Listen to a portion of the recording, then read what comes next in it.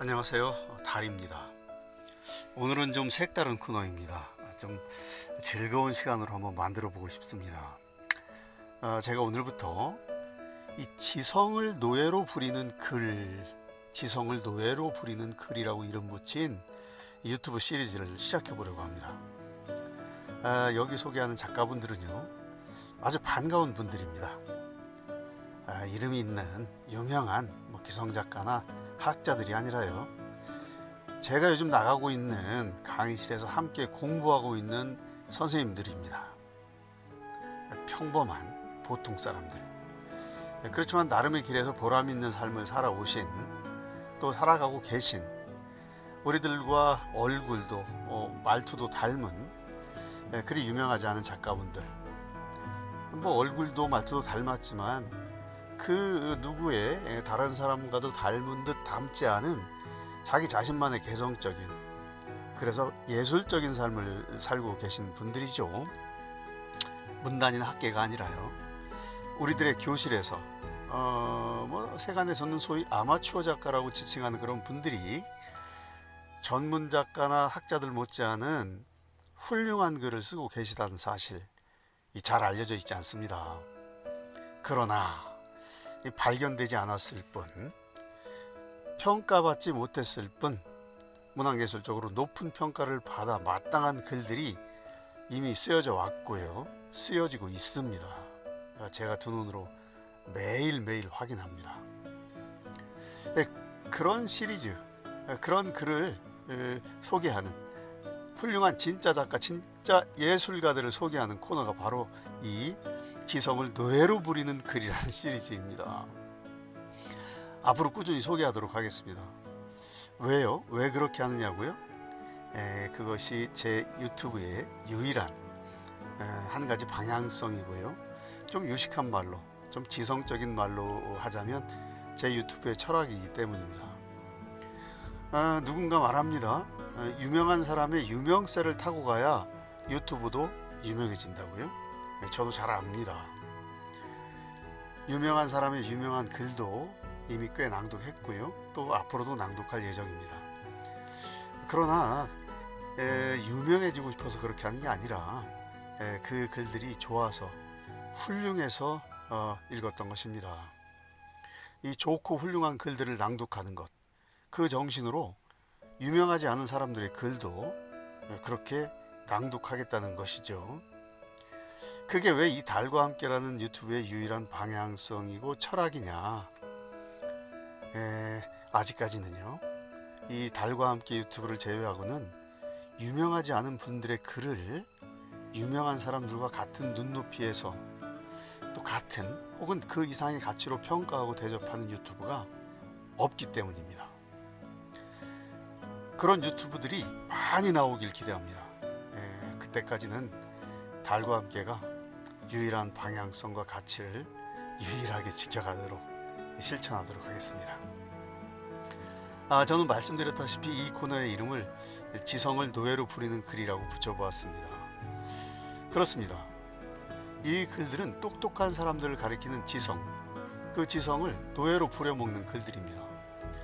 지성을 노예처럼 부린다? 이거 어떻게 하는 걸까요? 우선 이 표현은 니체의 글에서 인용했다는 점을 밝혀둡니다. 니체가 그의 글인 비도덕적 의미에서의 진리와 거짓에 관하여, 비도덕적 의미에서의 진리와 거짓에 관하여 라는 글에서 쓴 내용을 인용해서요, 제 나름의 표현으로 설명해 보겠습니다. 일부 구절만 니체의 글에서 인용하고 제 표현으로 설명을 해보겠습니다. 참고로요, 이 책세상 출판사에서 발행된 니체 전집 제3번째 권 3권 유고라는 책에 459쪽의 원문을 참고하시면 좋겠습니다. 자, 궁핍한 인간들은요, 지성의 언어와 개념들에 매달립니다. 마치 그게 구원이나 될 것처럼.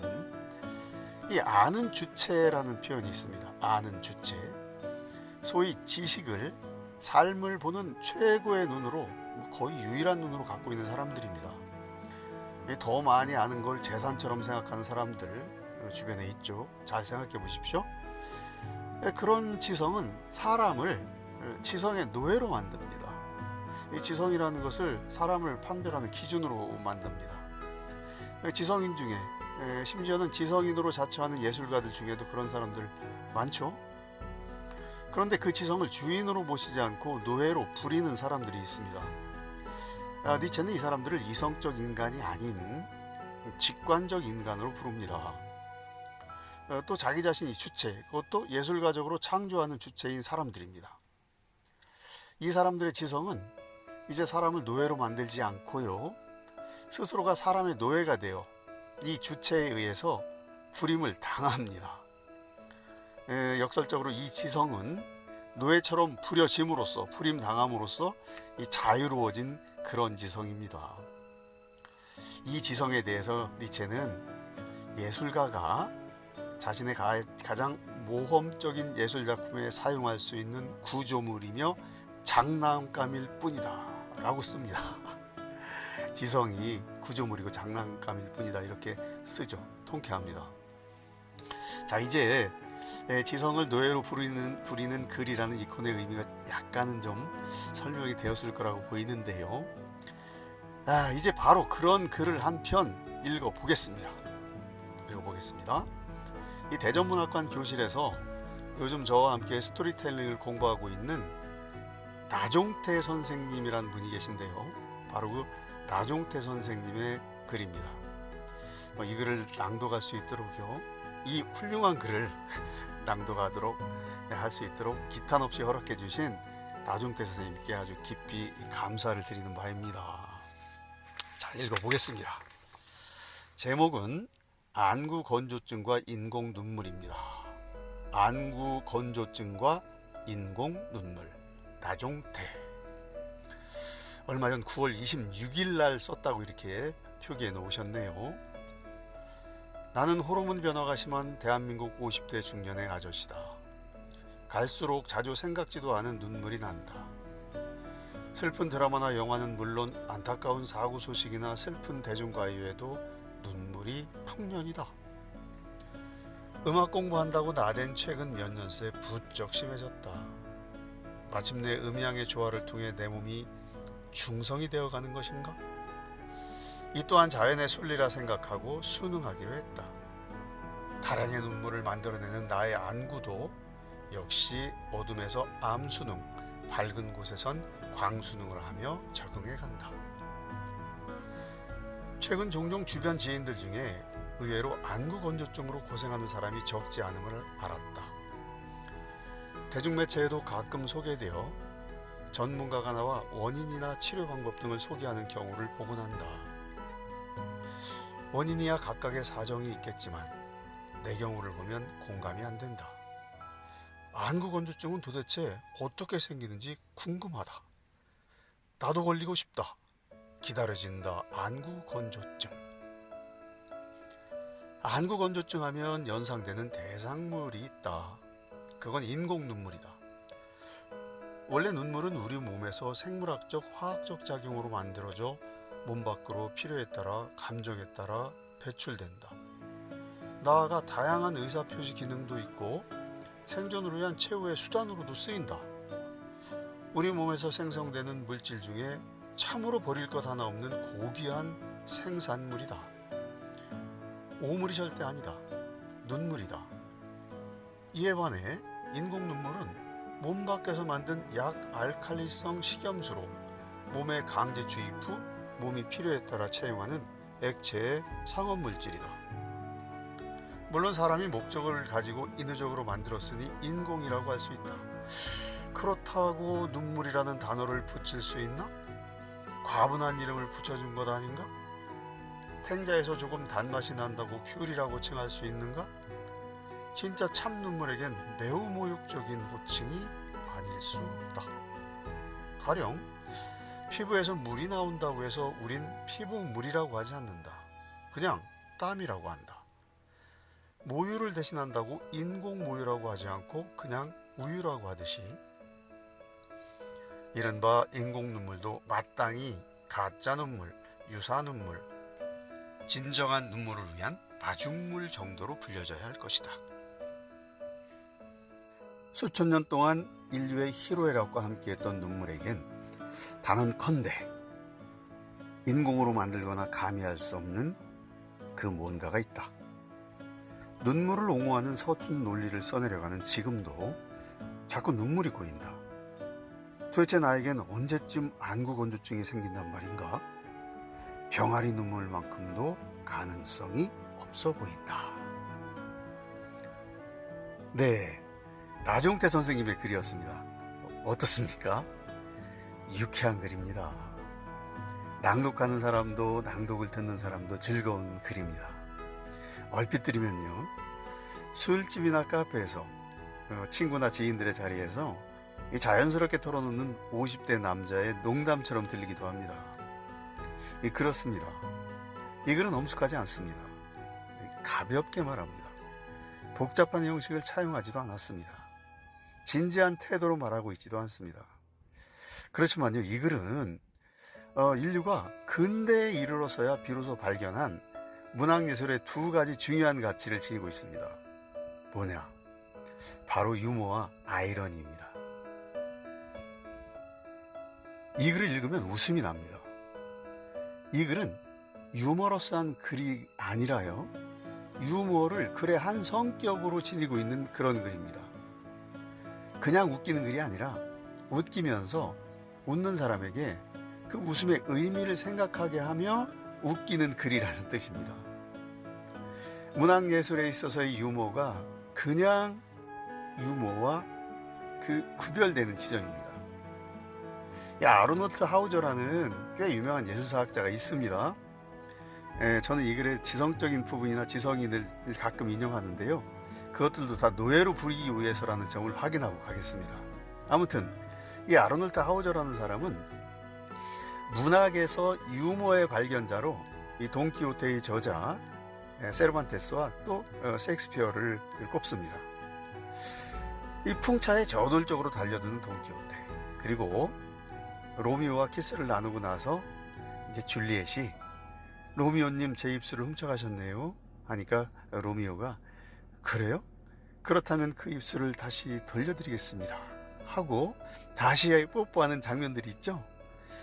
이 장면들이 바로 유머의 발견자들의 모습입니다. 이 돈키호테의 그 돌진, 그리고 이 청춘 남녀가 처음 만나 거듭거듭 하는 뽀뽀, 입맞춤은요 웃음을 자아냅니다. 그렇지만 웃음 이면에서는요, 근대 이성의 합리적 이성의 어떤 표상들을 찔러대고요, 이 가문 사이의 전근대적인 대립의 벽에 균열을 내는, 그러니까 깨트리는 신세대의 자유로운 정신을 보여주기도 하죠. 그런 의미에서 두 작가의 작품들은 근대 초기의 루브로망이라고 할까요? 근대 초기의 루브로망? 제가 그냥 표현해 보는 것입니다. 농담처럼요. 그러니까 아무튼 정리하자면 그 문학예술에서의 유머라는 건 그냥 웃기는 게 아니라요, 한 사물이나 이 사태들이 가진 정반대의 성격, 이쪽 전 저쪽 이중적인 성격을 동시에 다 보는 감각입니다. 자, 이제 나종태 선생님께 돌아오겠습니다. 나종태 선생님이 인공 눈물에 대해 보이는 태도는 지성적이고 분석적인 태도입니다. 이 곰곰 살펴보면요, 나종태 선생님 입은 아주 유식한 분입니다. 이 행간의 지성이 넘칩니다. 그런데요, 이게 좀 웃깁니다. 지성을 유머라는 예술의 주인 아래로 배치하고요, 노예처럼 부리는 것입니다. 이 예술적 태도가 바로 직관적인 또 예술적인 인간의 태도죠. 나아가서요, 이 유머의 감각은 인공 눈물에 대해 과도하게 약간 억지처럼 거부감을 보이는데요, 이것은 인공 눈물 그 자체에 대해서만이 아니라요, 실은 나이듦, 늙음이라는 실존하는 우리 인간들이 피할 수 없는 주제와 연관된다는 것입니다. 나이 50이 넘으면 안구 건조증이 찾아옵니다. 다 그렇지는 않지만 그런 사람들이 많아집니다. 작가가 쓰셨듯이요. 이 유한한 존재인 인간에게 피할 수 없는 일이죠. 그렇지만 작가에게는 안구 건조증이 생기지 않았습니다. 다행일 법도 한데요. 작가의 태도는 그렇지 않습니다. 이 지점입니다.